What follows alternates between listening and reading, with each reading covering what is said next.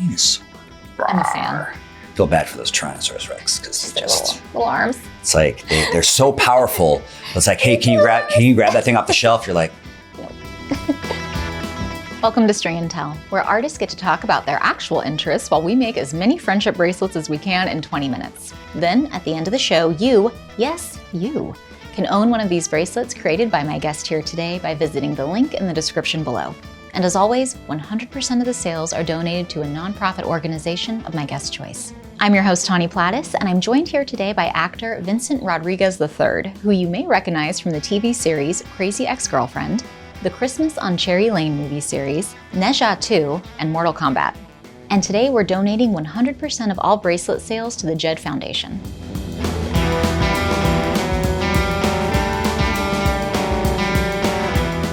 so you're gonna show me all of the ways? I will show you all the ways. I'm gonna teach you my friendship bracelet ways here. I'm very good at learning stuff. I'm also a polymath, apparently. You're a what now? A poly? See, I didn't know what that meant. But I don't know polymath. Wait, what's a polyglot?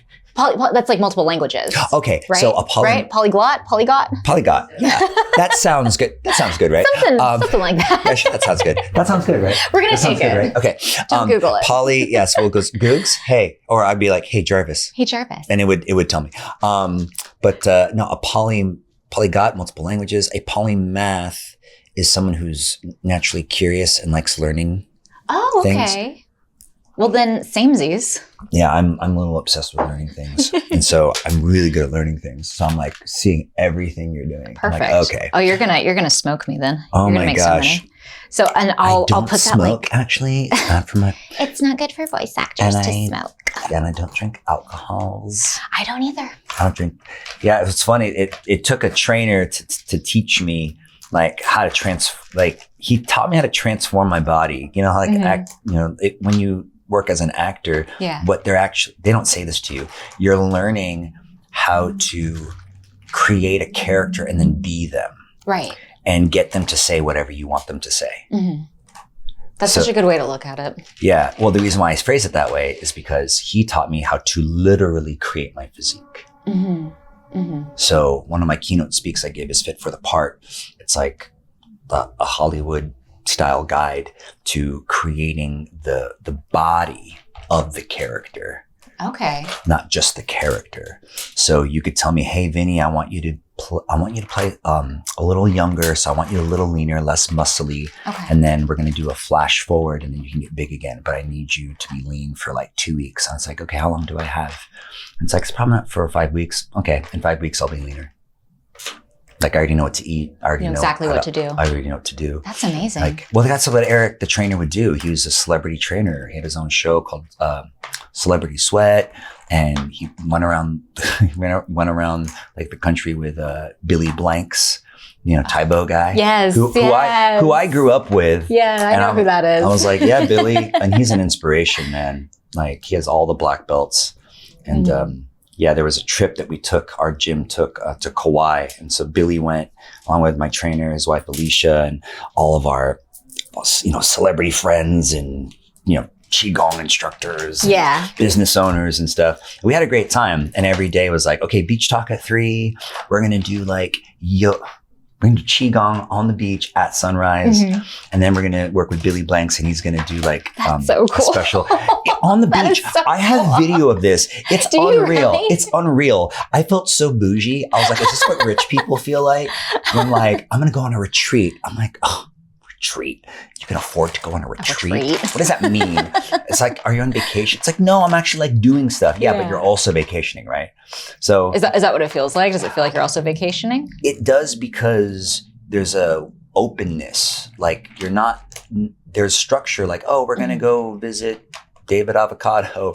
He's the one who created acai bowls. And we're like, what? Oh my God. And it's his plantation. He's like pulling things off. Like, here, try this. That's wild. It was wild. But Eric, the trainer, Eric Fleischman, he came from such a eudaimonic place. Yeah. He's very much in service of others, very kind and very smart. He went to like Harvard or Yale or one of those big fancy schools.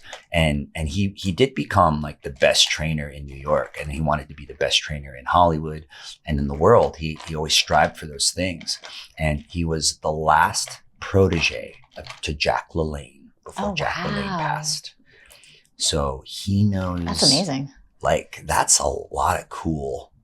That's pretty cool. It's a lot of information. It's a lot of information. Yeah, go ahead. Absolutely. No, it's okay. I was like, I think what I'm realizing is like, pattern going? how many, I was like, see, this is so new to me. I'm like, yes, hydration.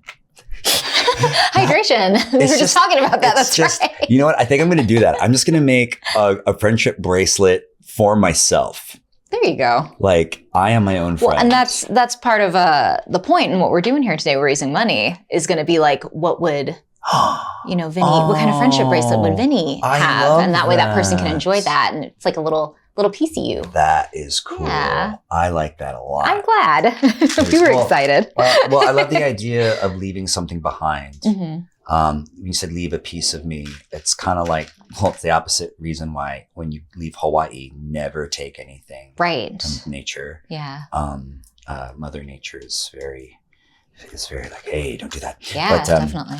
But in terms of leaving things behind, legacy, I'm going to quote Hamilton all the time. What's in a legacy? Mm-hmm. It's planting seeds in a garden you don't get to see. Yeah. It's one of my favorite quotes. Yeah. Thank you, Lin-Manuel Miranda. Was that him that said that? He wrote it. Oh, he wrote that? He wrote Hamilton. Oh, that's from Hamilton. I've seen Hamilton once. I really enjoyed it. I do not have it memorized. Oh, okay. Yeah. I'm one of those people who does. Yeah, I can see, which I love. I went in for the role. Yeah. I teach my shot quite often. I do my shot at karaoke. Oh, you do? Yeah.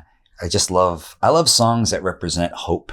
Sure. Yeah. And, like that was about like revolution. Right. And, to me, it's also about evolution and progress, and that brings hope.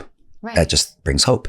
And I love the idea of hope because hope and faith is what keeps humanity going, even when things seem bleak or like we can't get out of it. Yeah. Like in every movie, in every, like, there's a zombie apocalypse or whatever, in any movie like that, there's always the moment of despair. Right. Right? Because that's the hero's journey. Because you're a keynote speaker and not a lot of people know that. Yeah. People don't know that. Hey, I didn't even know it. Did you not realize that until you got to a point where like, oh, that's what I'm doing? Yeah, because I was shying away from the idea of doing a solo show for the longest time because, I don't know, I don't think anyone knows this about me. I have a story and I didn't necessarily always tell it. Okay. Because I didn't think it was that interesting or it would matter to anyone. I was raised a certain way where, in a Filipino household, quite traditional, there was this kind of dissonance between perform for your relatives, perform for us, and play your clarinet, sing, do the dance, play your saxophone, play the piano, do the thing, do your art, entertain us. And then I would hear, don't be a show off. And Catholic guilt is so strong. So I've heard. So I've heard. It's like that's how I was raised. Oh no, tripod, hold please. I did. Okay, there we go. You got it? I was like, it's like Catholic guilt. I will Catholic guilt. It's like, just kidding, Jesus, I love you. Or God, I don't know. See, it's like, wait, I haven't been in catechism in a while. But like, I was raised a certain way, and I was raised in a typical Filipino household, not knowing how Filipino I really was because I hadn't been to Manila since I was 4 until last year. I went to Manila to do my solo show in March. Oh, so you hadn't been to Manila since you were 4 and last year. Oh, okay. So it was a homecoming and I did some press interviews and they were like, wait, you haven't been here? Like they were all very surprised. And I've never really talked about my heritage at the length that I have the last few years. Okay. And I kind of figured it was like a resurgence of identity. Like, who am I? Not to say like I am my heritage, but this is where I come from. This is the culture, I was raised with. And when I got there, it was so odd because I realized something, and it was that at the time I was kind of re-identifying myself. I was deciding to choose my identity because I realized no one can choose that for you. And if you don't choose, people will decide for you. Just like if you don't tell people your value, they will decide. So you have to know your value. Right. And as a business person, I wanted to know my hourly rate. Like, what is my actual value? And it's high. Yeah. But I didn't, and we did work for free all the time being theater people or. Oh, doing theater. Yeah. Theater, oh my gosh. Theater doesn't pay. We were just talking about that before we got here. Yeah.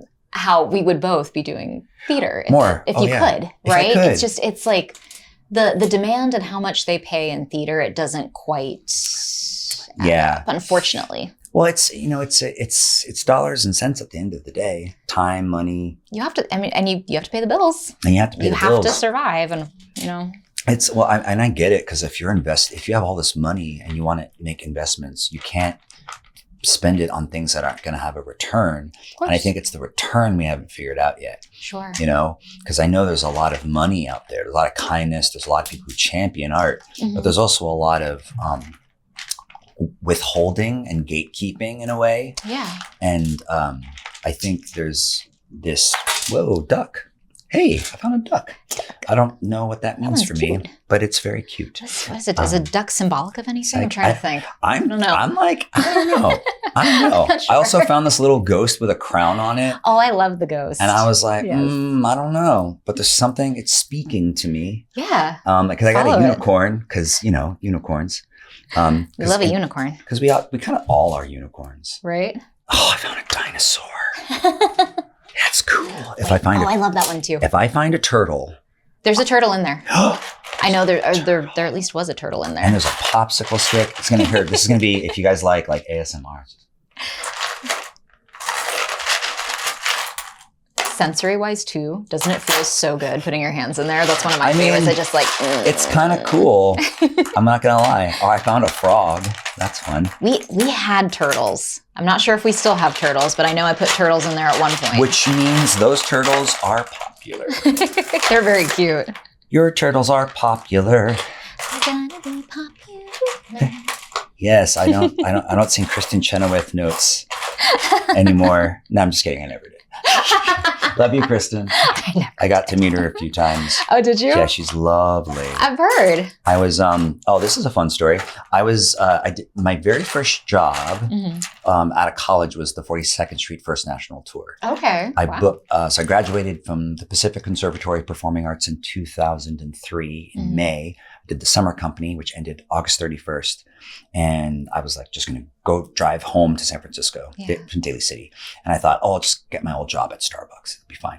So I did that. I did the tour. And after that, I didn't have a job. So I auditioned in New York for 3 months with nothing. Like, I didn't save any money. Yeah. At the time I had, what was a 15-pound Dell laptop. Oh my gosh. Back in the day. So it was very heavy. I don't even know if we had a MacBook Air or any of that stuff yet. I had a MacBook in heavy. Like 2003, 2004, and I had a Mac laptop, and it was so heavy. I think I still have it in my garage. It's pretty wild how heavy they get. Yeah. So like, that's just painting a picture of what I was walking around with in New York City for 3 months. And I was a union actor now. So I was auditioning with the creme de la creme of dancers. And I knew there was a lot of training I didn't have.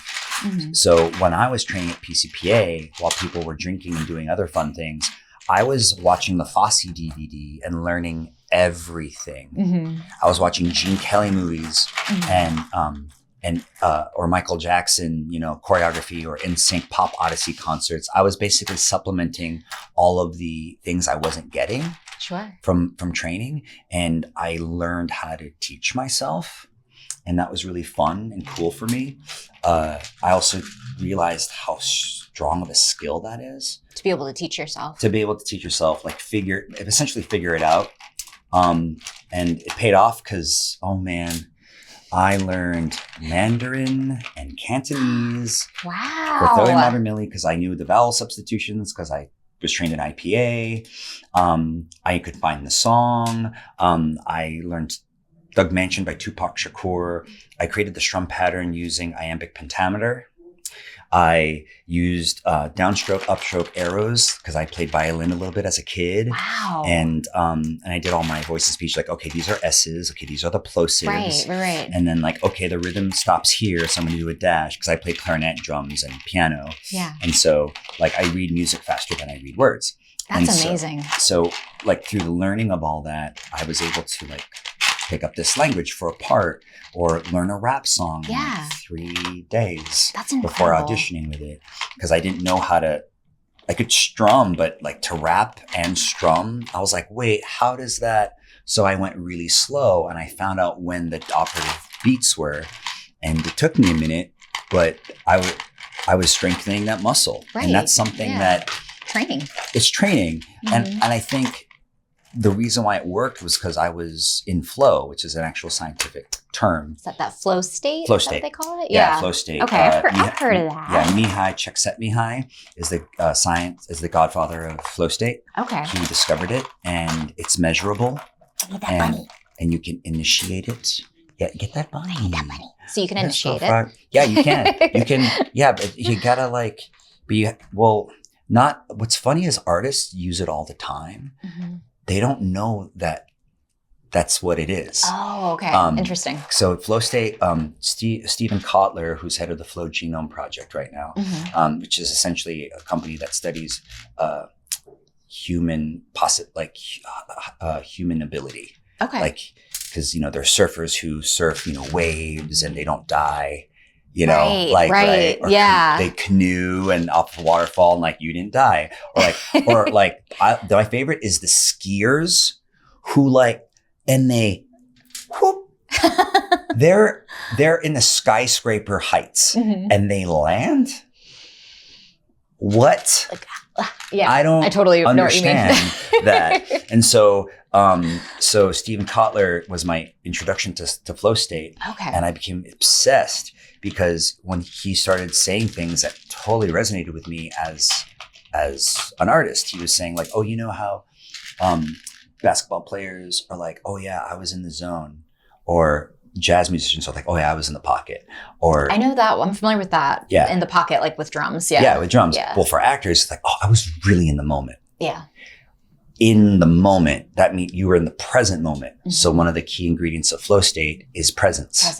Which means you can't be anywhere else but there. Right. But you also cannot have any doubt, and you cannot have any friction. Mm-hmm. So you can't have doubt. You can't be distracted. You have to be in this place where you're focusing on one thing and one thing only, and it's of so much interest to you that you enjoy the doing, and that it's not too easy that you get bored, but not too hard that you would quit. Right. So so when you look up flow state online and you see a chart that helps you get to it, it also, you go out of flow, but then you can just go right back and repeat it to get back into flow.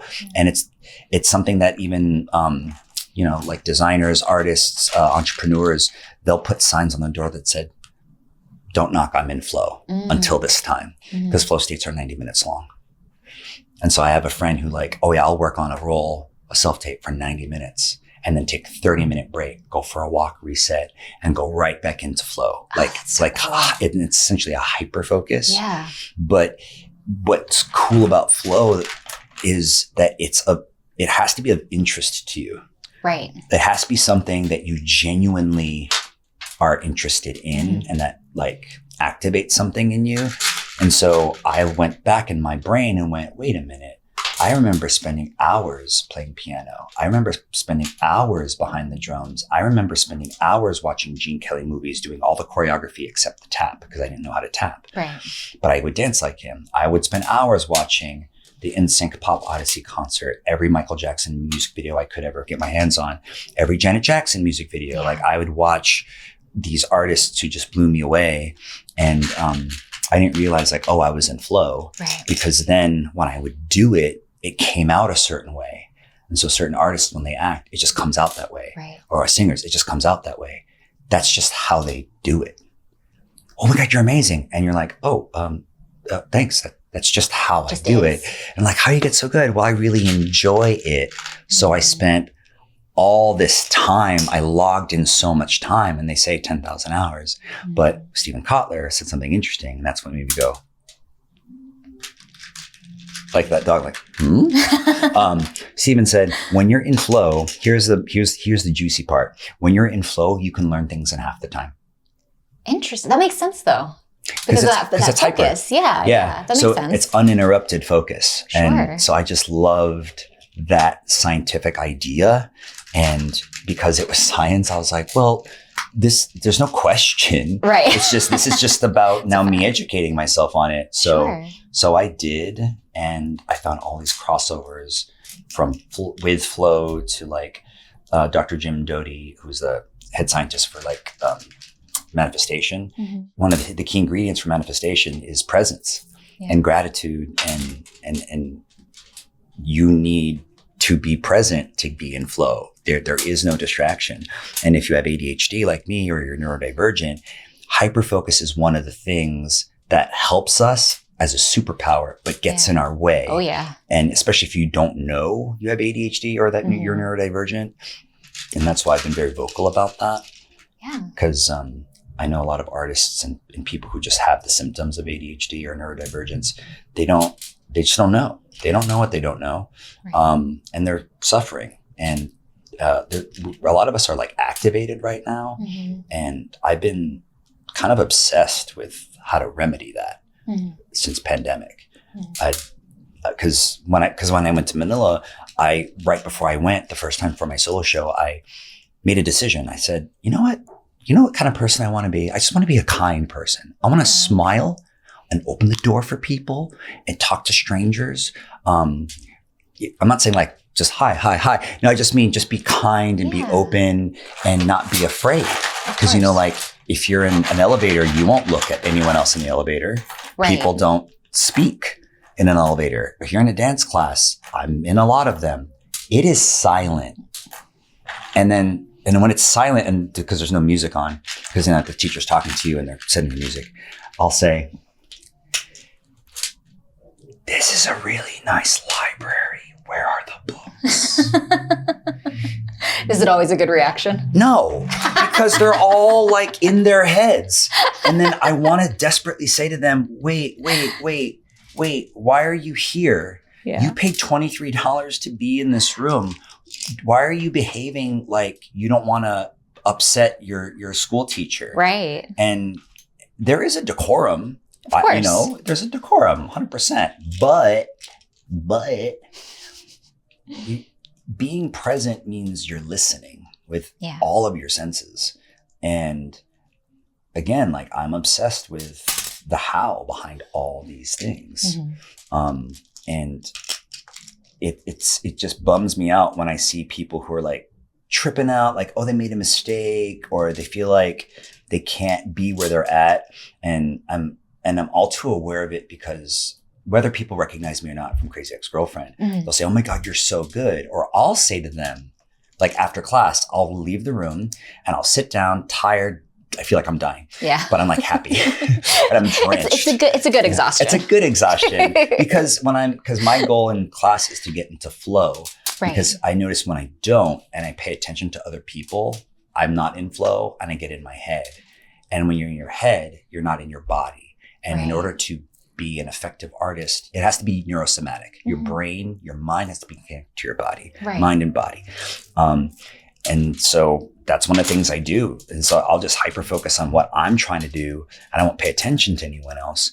But then after class, I'll compliment people, and some who are still beginning, they'll say, oh my gosh, well, I'm not as good as you. And this happens to me at the gym. Like I'll compliment, it's like, hey, good to meet you. It's like, nice. It's like, oh, you go to the gym? Like we're talking in a restaurant. It's like, oh, that's awesome. Like, what do you do? And da-da-da-da-da. It's like, yeah, you look great. And one of the first things they say is, oh, well, like, I'm not as fit as you, and I'll look at them and go, I'm so confused. I didn't say anything about me. Yeah. I'm talking about you, and I'm just trying to be supportive because I know how hard it is. And so now I have so interesting. So now I have to pause and not be annoyed. Because I am. I'm honestly really annoyed. Not because I'm a bad person. I'm a good person. I'm a good person. I promise. I'm a good person. I promise. But it's because I feel the injustice for them. That makes sense. Like I feel for them. Yeah. Because I can tell why they're saying that. Mm-hmm. You don't have to say that. Mm-hmm. Who taught you? Someone taught you to say that. Yeah. And I feel that because I'm a hypersensitive person, whether I want to feel it or not. Yeah. It's like being Rogue from X-Men. Oh, sure. Yeah. Yeah. Which is funny because School for the Gifted. Yeah. It's very parallel to neurodivergence or basically feeling like an outsider because Mm-hmm. I know as a queer person, I definitely felt that too. Likewise. Being different. And so that idea of self-acceptance is very appealing to me. Mm-hmm. And you were saying earlier, like, that's really hard for people to just accept where they're at. And I find that very fascinating because sometimes I'll say to people, hey, you know how you're trying to be a different person right now in front of this camera? Like, yeah. Like, what are you thinking about right now? Like, be honest. It's like, I just want to do a good job. And, yeah. I keep messing up my lines. I don't want to mess up my lines. And I'll say, okay. What else? It's like, well, I'm thinking like everyone's looking at me and I don't want to make a mistake. And, it's like, I know I'm not that good, but like, I'm just trying and I just feel like I can't really, and they kind of can't talk. And I go, okay, cool. So everything you're saying is out there or in here. Mm-hmm. And in order to be an effective artist, an actor, we need you to have this. Right. And then I tell them, think of it this way. You need to arrive to where you're at before you depart. Right. Yeah. Because when you're present, now you can choose mm-hmm. where your attention goes. Because attention, man, it's like a dog. You're trying to train all the time. Especially now. We're all distracted. I'm like, I don't know. Did I do enough? I think so. I think it's a good length. Did I do it? Yeah. All right. I think I need one thing though, like to write. Because when you want to put something like in the middle of it. You can't. Okay, so avian for hydration or dinosaur. I mean, I'm always going to pick a dinosaur over everything. I'm a fan. Feel bad for those Tyrannosaurus Rex because their little arms. It's like they're so powerful. It's like, hey, can you grab that thing off the shelf? You're like, nope. And like, can I get that claw arm? You're just like. It's like that's why it's like, hey, which dinosaur would you be? I'm like, not a Tyrannosaurus Rex. It's like lacks versatility. I can tell you're watching me going, I'm so nervous for you to drop it. Like, is he going to drop it? No, it looks so good. You know how I know I'm actually not going to drop it? I'm a magician. Right. And the thing people don't know about magicians, and I didn't know this because I was like, I'm obsessed with it. I was in flow and I learned it. Magicians, when we learn a magic trick, we're learning the scaffolding of a story and of an effect. Like the story you can change, but the scaffolding, the structure of the trick is pretty much the same. We set something up, we create an expectation, and then we break it. Yeah. Right. But the technical aspect of it is we get really good with our hands. Totally. And we have to do things with our hands you never would think about. and then add in being a bartender, I can hold glasses a certain way. Right. I can toss them. Oh, now magic with bartending. Those usually go very well together. That's true. But I'm also a clarinetist and a piano player and a drummer you got this. and a tap dancer. So there's so much. And also I've dropped so many things so many times. So sometimes I'm holding like 50 things in my hand. I'm like, how am I doing this? Normal people don't hold this many things in their hand. And then you're good. That's your bracelet. Oh my gosh. And then we will put this on our website for auction. And then 100% of the proceeds will go to your nonprofit. I made a bracelet. I made a thing. It's like, I did the thing. Like, I'm not saying it's the best thing ever, but I did the thing. Well, that's fun. All right. The Vincent Rodriguez III friendship bracelet. It's super cute. I love that. I love it. I also love that. Do you go by Vinny or Vincent? I go by Vinny because people just like calling me that. So I just took it. I actually really like Vinny now. You like Vinny? Because it feels casual, and it's going to sound weird, but I discovered when people started calling me that, it was on my 42nd Street First National Tour. I discovered that it actually made people happier to call me that. Because it's a diminutive, like it's an endearment, like kind of a thing. I think right? so. Yeah. You know, because like Vinny or hey baby or lovey. There's the E at the end, and so I think that must be why. So I just kind of kept it. Yeah. It was just funny because I got that from theater, and then when I booked the role of Josh Chan, like many years later, I was talking to the base camp AD, and they said, and I didn't have a name card on my trailer yet. She was like, "Hey, so what do you like to be called?" And I was like, "Well, you know, my name is Vincent, and most people call me Vince, but like sometimes people call me Vinny." And she went, "Vinny?" And I went, "Oh." She loved it. Yeah, she loved it. But then she went, "We need you on set." And I went, "Oh, okay." So I left. And when I came back to go to my trailer, I see my name card, Crazy Ex-Girlfriend, Josh Chan, Vinny. Yeah. And I went, "It has begun." All right. And it's my time. It is my time. I'm Vinny now. But then when I talk to my theater friends, they go, "Oh, Vinny." And I'm like, don't do that to me. You made this. Okay. This is your creation. Take responsibility. Yeah, take responsibility, musical theater community. All the people I worked with for 11 years doing national tours of Broadway shows. Like, y'all did it, not me. I have one more thing for you to do before we go. Oh, sure. What do you want me to do? I am going to have you create one last bracelet as fast as you can. Oh, I can do that now that I know how to make one? Perfect. Oh, yeah. So you're going to have 2 minutes. Oh, I think I can. As many beads or charms on this thing as you possibly can. And then the finished product, we are having everybody do these. We're making garland out of it, and it's going to live in the studio with like little picture. So everybody will be all nice and cute and connected. Gasp. Yes. So. Gasp. Okay. You have to do it while I'm asking you rapid fire questions. Oh my gosh, this is so. I make no promises, y'all.